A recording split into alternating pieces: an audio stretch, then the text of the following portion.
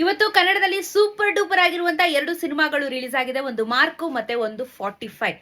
First day first show. ತುಂಬಾ ಜನ ನೋಡ್ಕೊಂಡ್ ಬಂದು ಆಲ್ರೆಡಿ ರಿವ್ಯೂನೂ ಕೊಡ್ತಾ ಇದ್ದೀರಾ. ನನಗೂ ಆ ರಿವ್ಯೂನ ತಿಳ್ಕೊಬೇಕು ಅಂತ ಆಸೆ ಇದೆ. ಬಿಕಾಸ್ ಈ ಸತಿನೂ ಈ ಫಿಲಿಮ್ಗೂ ಹೋಗಕ್ ಆಗ್ತಾ ಇಲ್ಲ ನನಗೆ. ಸೊ ಫ್ರಾಕ್ಚರ್ ಆಗಿರೋ ಕಾರಣ.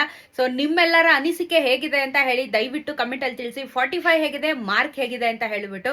ಸೂಪರ್ ಡೂಪರ್ ಆಗಿರುವಂತ ನಮ್ಮೆಲ್ಲರ ಫೇವ್ರೆಟ್ ಹೀರೋಸ್ಗಳ 2 ಸಿನಿಮಾದಲ್ಲೂ ಇದ್ದಾರೆ. ಒಳ್ಳೆ ಕಾಂಪಿಟೇಷನ್ ಅಂತೂ ಕೊಡುತ್ತೆ ಫೀಲ್ಡ್ ಅಲ್ಲಿ ಖಂಡಿತವಾಗ್ಲು. ಅಂಡ್ ಇದು ಫ್ಯಾನ್ ವಾರ್ಸ್ ನ ಕ್ರಿಯೇಟ್ ಮಾಡಕ್ ಹೋಗ್ಬೇಡಿ.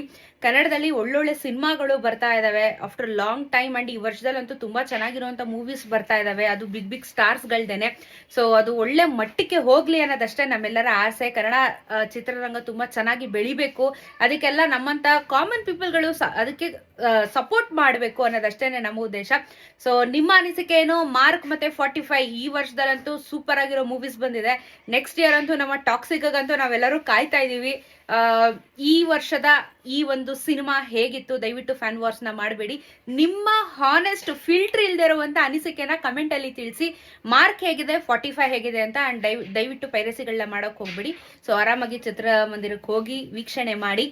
ನಾನು ಬೇಗ ಹುಷಾರಾದ್ರೆ ನಾನು ಇನ್ನೊಂದು ವಾರದಲ್ಲಿ ರಿಕವರಿ ಆಗೋ ಸ್ಟೇಜ್ ಅಲ್ಲಿ ಇದ್ದೀನಿ. ಸೊ ರಿಕವರಿ ಆದ್ರೆ ಟಕ್ಕನ ಹೋಗಿ ನಾನು ಒಳ್ಳೆ ಮೂವಿ ನೋಡ್ಕೊಂಡು ಮೈಂಡ್ ರಿಫ್ರೆಶ್ ಮಾಡ್ಕೊಂಡು ಬರ್ತೀನಿ. ಸೊ ನಿಮ್ಮ ರಿವ್ಯೂಸ್ ಇಂಪಾರ್ಟೆಂಟ್ ಆಗುತ್ತೆ, ರಿವ್ಯೂಸ್ ನ ತಿಳಿಸಿ. ಸೊ ಹೇಗಿತ್ತು ಫಿಲಿಮ್ ಅಂತ.